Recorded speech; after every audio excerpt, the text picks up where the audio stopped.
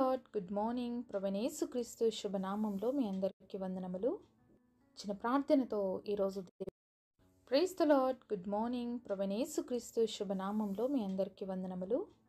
చిన్న ప్రార్థనతో ఈరోజు దేవుని వాగ్దానాన్ని స్వతంత్రించుకుందామా? మమ్మల్ని ఎంతో మిక్కిలిగా ప్రేమించినటువంటి మా ప్రియ పరలోకమందున్న తండ్రి, నీ ఘనమైన శ్రేష్టమైన నామాన్ని బట్టి మీకు వందనాలు ప్రభా. మరొక దినాన్ని మా జీవితాల్లో ఇచ్చారు ప్రభా. అందును బట్టి నేను స్తుతిస్తున్నాము తండ్రి, ఘనపరుస్తున్నాము ప్రభా. మరి మేము విలువైన మాటల చేత ఈ సమయంలో మాతో మాట్లాడండి, మమ్మల్ని ఆదరించండి, మమ్మల్ని ధైర్యపరిచి నీ కృపలో దాచి భద్రపరచమని యేసు నామములో ప్రార్థిస్తున్నాము తండ్రి, ఆమేన్. ఈరోజు దేవుని వాగ్దానము యెహోషువ గ్రంథం 5వ అధ్యాయము 9వ వచనం. నేను ఐగుప్తి అవమానము మీ మీద నుండకుండా దొర్లించి వేసి ఉన్నాను. Jashuva chapter 5 verse 9. This day have I rolled away the reproach of Egypt from off you. దేవుడిచ్చినటువంటి అద్భుతమైన వాగ్దానం మనందరి జీవితంలో నెరవేర్చబడును గాక, ఆమేన్. ఈరోజు మీరు దేని విషయంలో అయినా అవమానంగా బాధపడుతున్నారా అండి? అవమానించబడ్డారా ఎవరితో అయినా? లేకపోతే మీకున్న పరిస్థితులు బట్టి మీరు అవమానంగా ఫీల్ అవుతున్నారా? మరి దేంట్లో అయినా ఫెయిల్యూర్ని రుచి చూసారా? దాన్ని బట్టి అవమానకరంగా ఉన్నారా? ఏ విషయాన్ని బట్టి ఈరోజు అవమానంగా ఫీల్ అవుతున్నారో ఆ విషయాన్ని బట్టి దేవుడు మీతోనే మాట్లాడుతున్నాడు. అవమానాన్ని అంట దేవుడు ఏం చేస్తాడంటే దొర్లించి వేసి ఉన్నాడు. మనం ఫీల్ అవుతున్నాం అది అవమానము, అది నింద, అది ఇబ్బంది అని. బట్ దేవుడు ఏం చేస్తాడంటే దాన్ని ఆల్రెడీ మన మార్గంలో నుంచి, మన జీవితాల్లో నుంచి తీసివేశాడంట. ఐగుప్తు అంటేనే మనకు గుర్తొచ్చేది ఏంటంటే ఇజ్రాయెల్ చేసినటువంటి బానిసత్వం, పడినటువంటి బాధ, పెట్టినటువంటి మొర, ఇవన్నీ కూడా మనం చూస్తాం. ఇవన్నీ కూడా గుర్తొస్తాయి కదా. ప్రతి విషయంలో అవమానించబడ్డారండి ఇశ్రాయేలు ప్రజలు. మరి ఐగుప్తుల చేతుల్లో మానసికంగా, శారీరకంగా, ఆత్మీయంగా అన్ని రకాలుగా దెబ్బతిన్నారనమాట. ఒకసారి మనం నిర్గమకాండము 1వ అధ్యాయము 13-14 వచనాలు చూద్దాం. ఇశ్రాయేలు చేత ఐగుప్తులు కఠినముగా సేవ చేయించుకునేది. వారు ఇశ్రాయేలు చేత చేయించుకున్న ప్రతి పనియు కఠినముగా ఉండెను. వారు జిగట మట్టి పనిలోను, ఇటుకల పనిలోను, పొలములో చేయు ప్రతి పనిలోను కఠిన సేవ చేయించి వారి ప్రాణములను విసికించిరి. ఒకసారి ఆలోచించండి, ఎంతగా బైబిల్లో మెన్షన్ చేయబడిందంటే కఠినముగా అని చూస్తున్నామంటే ఎంతగా హింసించబడి ఉంటారండి, ఎంతగా అవమానించబడి ఉంటారు. వాళ్ళకి ప్రతి పని మరి ఇశ్రాయేల్ చేయాల్సింది. వాళ్ళ ఇంట్లో పని కానీ, వాళ్ళ బయట పనులు కానీ, వాళ్ళ పొలంలో పనులు కానీ, వాళ్ళు నిర్మించుకుంటున్న భవనాల పనిలో కానీ, ప్రతి పనిలో ఇశ్రాయేలే కష్టపడుతున్నారు. వీళ్ళు హ్యాపీగా కూర్చొని పనులన్నీ కూడా ఇశ్రాయేల్తో చేపిస్తున్నారు. వాళ్ళకి ఎలా ఉన్నాయంటే వాళ్ళ ప్రాణాలు విసికిన స్థితిలో ఉన్నాయి. మరి ఈరోజు నీ జీవితంలో కూడా విసిగిపోయిన స్థితి ఉందా? ఏ విషయాన్ని బట్టి అయినా విసిగిపోయి ఉన్నావా? మరి ఇంకా చాలా అబ్బాయి నా వల్ల కావట్లేదు అని అనుకుంటున్నావా? మరి చాలా బాధపడుతున్నావా? మరి ఆ రోజు ఇశ్రాయేలు ఏం చేశారు అలాంటి సమయంలో? మరి ఇశ్రాయేల్ని ఎంత కఠినంగా హింసించినప్పుడు ఆ బాధలు తట్టుకోలేక వాళ్ళ ప్రాణం విసిగిపోయింది. అయితే వాళ్ళు ఏం చేశారు తెలుసా? ఆ కఠినమైన పరిస్థితిలో దేవుడికి మొరపెట్టారు. సరే, నిర్గమకాండము 3వ అధ్యాయం 7వ వచనంలో చూసినట్లయితే, మరి యెహోవా ఇట్లా నేను ఐగుప్తులోనున్న నా ప్రజల బాధను నిశ్చయంగా చూచితిని. పనులలో తమను కష్టపెట్టు వారిని బట్టి వారు పెట్టిన మొరని వింటిని. వారి దుఃఖములు నాకు తెలిసే ఉన్నవి. మరి వాళ్ళు దేవుడికి మొరపెడుతున్నారంట. అయ్యా మేము ఈ కష్టం చేయలేకపోతున్నాం, అయ్యా ఈ బాధ మేము పడలేకపోతున్నాం అని దేవుడి సన్నిధిలో వాళ్ళు పెట్టినటువంటి మొర దేవుడికి వినపడతా ఉంది. దేవుడు దాన్ని దృష్టించే ఉన్నాడు. దేవుడు దాన్ని అలా చూస్తూ ఉండలేదు. తగిన సమయం కోసం ఆయన ఎదురు చూస్తూ ఉన్నాడు. మరి దేవుడు ఇశ్రాయేలు ప్రజల్ని విడిపించడానికి ఒక వ్యక్తిని ఎన్నుకున్నాడు. తెలుసు కదండి. మరి ఇశ్రాయేలు ప్రజల్ని ఐగుప్తు ప్రాంతం నుంచి నడిపించినటువంటి వ్యక్తి మోషే ఎలాంటి సమయంలో పుట్టాడంటే ఇశ్రాయేలు ఎంత భయంకరమైనటువంటి కఠినమైనటువంటి దాసత్వంలో ఉన్నప్పుడు, అంతేకాకుండా ఇజ్రాయేల్కి పుట్టినటువంటి మగ సంతానం అంతటిని కూడా చంపుతున్న సమయంలో పుట్టినటువంటి బిడ్డ మోషే. సరే, నిర్గమకాండము 2వ అధ్యాయం 6వ వచనం చూద్దాం. తెరచి ఆ పిల్లవాడిని చూచినప్పుడు ఆ పిల్లవాడు ఏడ్చుచుండగా చూచి వాని యందు కనికరించి, వీడు హెబ్రీల పిల్లల్లో నొక్కడనేను. ఈ మాటలు ఎవరు చెప్తున్నారంటే మరి ఫరో కుమార్తె. మరి ఇంకా మోషే పుట్టినప్పుడు దాచిపెట్టలేక వాళ్ళ అమ్మ 3 months తర్వాత ఇంకా జమ్ము పెట్టి చేసి ఆ యొక్క నైలు నదిలో వదిలిపెట్టినప్పుడు అక్కడ స్నానానికి వచ్చినటువంటి ఫరో కుమార్తె ఆ జమ్ము పెట్టెను ఓపెన్ చేస్తే మోషే ఏడుస్తున్నాడు ఆ యొక్క పెట్టెలో ఉన్నప్పుడు. అప్పుడు ఏం కలిగిందంట? ఆమెకి కనికరం కలిగిందంట. అసలు ఇది సాధ్యమేనా అండి? ఒక శత్రువు యొక్క కుమార్తె అయితే చంపేయాల్సింది, మోషని చూస్తేనే చంపబడాల్సింది.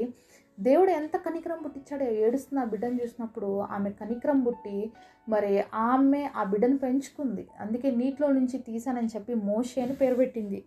అయితే మోషే సకల విద్యలు అభ్యసించిన తర్వాత ఇశ్రాయేలు వాళ్ళని చూస్తున్నప్పుడంతా మోషేకి చాలా బాధ కలిగేది. ఎందుకంటే మోషే తన తల్లి దగ్గర పెరిగాడు. తెలుసు తను ఎవరు, తను ఏంటి అనేది. అయితే మరి ఇంకెక్కువ రోజులు ఐగుప్తులో ఉండలేకపోయాడు. నా వల్ల అవ్వదు, ఇంకా నేను ఈ బాధను చూడలేకపోతున్నాను అని చెప్పి అక్కడి నుంచి మిద్యానికి పారిపోతాడనమాట. అక్కడ దేవుడు మోషేతో మాట్లాడుతున్నటువంటి మాటలు ఇవి. అంటే మనం ఇంతకుముందు చదివాం కదా 3వ అధ్యాయంలో. మరి దేవుడు మోషేతో చెప్తున్నాడు, నా ప్రజలు పెడుతున్న మొర నాకు వినపడింది మోషే. వాళ్ళు ఎంత కఠినంగా బాధపడుతూ ఉన్నారు, వాళ్ళు పెడుతున్న హింసలకి, వాళ్ళు చేసిన మొరలు నా దగ్గరికి చేరి ఉన్నాయని చెప్పి మోషేని తిరిగి వెళ్ళి వాళ్ళని రక్షించడానికి ఏర్పరచుకున్నాడు అనమాట. ఒకసారి ఆలోచిద్దాము. మోషే ఒక సాధారణమైన వ్యక్తిగా అయితే మనం చూడలేము ఇక్కడ. ఎందుకంటే దేవుడు ప్రణాళికలో పుట్టినటువంటి బిడ్డ మోషే. కాబట్టే ఐగుప్తుల మధ్యలో పెరిగాడు, సమస్త విద్యని అభ్యసించాడు. అన్నీ ఉన్నప్పటికీ కూడా నెమ్మది లేనటువంటి స్థితిలో ఉన్నాడు. కాబట్టి ఐగుప్తి అనుకున్నాడు. ఆ యొక్క రాజరికంగా నాకున్న డబ్బు, భోగభాగ్యాలు నాకేమొద్దు, నా ప్రజలతో శ్రమపడ్డం నాకు మేలు అనుకున్నాడు. మరి అక్కడ ఉండలేకపోయాడు. ఆ పరిస్థితిలో దేవాది దేవుడు మోషేని బలమైన సాధనంగా వాడుకున్నాడు. చాలాసార్లు మనము లోకం ఇచ్చేటువంటి మరి కంఫర్ట్నెస్ని చాలాసార్లు చూస్తామండి. మరి అవి చాలా అన్నీ మన చుట్టూ ఉన్నప్పుడు చాలా బాగా అనిపిస్తుంది. మనం దాంట్లోనే హ్యాపీగా ఉంటాము అనుకుంటాం. చాలాసార్లు ఇతరులను పట్టించుకోము. ఇతరులు ఎవరైనా బాధపడుతుంటే నాకెందుకులే అనుకుంటాం. కానీ మోషే మనసు అలాగ లేదు.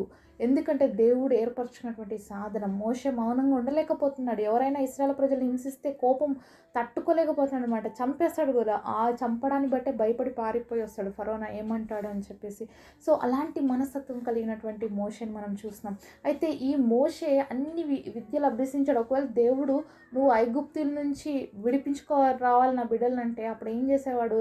తనకు అన్ని యుద్ధం వచ్చు, తర్వాత ఇది నేను బాగా విద్యాభ్యాస చేశాను అని చెప్పేసి ఇంకొకలాగా ఫీల్ అయ్యి ఉండే ఐగుప్తుల నుంచి విడిపించడానికి ట్రై చేసేవాడు. కానీ ఎక్కడైతే మోషే విద్యను అభ్యసించి అన్నీ నేర్చుకొని నేను ప్రవీణుడు అని అనుకున్నాడో అవేమీ లేకుండా చేశాడండి. భయంతో పారిపోయి వచ్చేసాడు మిద్యానికి. అక్కడ 40 సంవత్సరాలు అరణ్యంలో మోషేకి ఒక కఠినమైన ట్రైనింగ్, సాత్వికుడుగా మారిపోయినాడు. ఎందుకంటే ఆ యొక్క ఇశ్రాయేల్ని హింసిస్తుంటే తట్టుకోలేక చంపేసినాడు ఐగుప్తిని. అంత కోపం ఉంది. ఒకవేళ మరి అలాంటి మోషేకి కానీ ఇశ్రాయేలు ప్రజల్ని నడిపించమనే బాధ్యత అప్పగించుంటే, అదే కోపంతో ఉండింటే అరణ్యంలో మోషేనే చంపేసేవాడు సగం మందిని. ఎందుకంటే అంతగా ఇశ్రాయేలు ప్రజలు దేవుణ్ణి విసిగించారు. అయితే మోషేని దేవుడు ఏం చేశాడంటే ఒక ప్రత్యేకమైన సాధనంగా మార్చి 40 సంవత్సరాలు ట్రైనింగ్ ఇచ్చాడనమాట. సాత్వికుడుగా మార్చుకున్నాడు. అప్పుడే దేవుడు పరిచర్య కొరకు వాడుకున్నాడు. ఒక వ్యక్తిని వాడడానికి, దేవుడు కార్యాలు చేయడానికి, మరి యొక్క జనాంగాన్ని బానిసత్వం నుంచి విడిపించడానికి కూడా ఎన్నో ప్రణాళికలు కలిగి దేవుడు ప్రతిదీ కూడా ఒక ప్లాన్డ్గా చేస్తూ వచ్చాడు. కాబట్టి ఈరోజు నీ పట్ల, నా పట్ల కూడా దేవుడికి ప్లాన్స్ ఉన్నాయి. ఆ ప్లాన్స్ నెరవేర్చే వరకు కూడా ఆయన మౌనంగా చూస్తాడు. మరి ఇజ్రాయెల్ 40 సంవత్సరాలు బానిసత్వంలో ఉంటాడని అబ్రహాంకి దేవుడు ప్రామిస్ చేశాడు. అలాగే ఉన్నాడు. అయితే అప్పుడు నేను విడిపిస్తానని చెప్పాడు, అలాగే విడిపించాడు. ఈరోజు నీకు నాకు కూడా చాలాసార్లు ప్రామిస్ చేస్తున్నాడు. ఈరోజు మళ్ళీ చెప్తున్నాడు, ఐగుప్తి అవమానం ఏదైతే ఉందో, హింసించబడ్డావా, మరి హింసించబడుతూనే ఉన్నావా, అవమానించబడుతూనే ఉన్నావా, అయితే నేను ఆ పరిస్థితి నుంచి నేను విడిపించబోతున్నాను. దొరలించబడేస్తాడు. మరి దేవుడు ఏ విధంగా చేశాడంటే ఎవ్వరూ ఊహించలేదు. వాళ్ళని అంతగా అద్భుత రీతిగా బయటికి తీసుకొచ్చాడని మనము అసలు వాళ్ళ ఒక్కొక్క అడుగు చూస్తేనే మనకు అర్థమవుతుంది దేవుని యొక్క అద్భుతాన్ని వాళ్ళు ఎక్స్పీరియన్స్ చేశారు.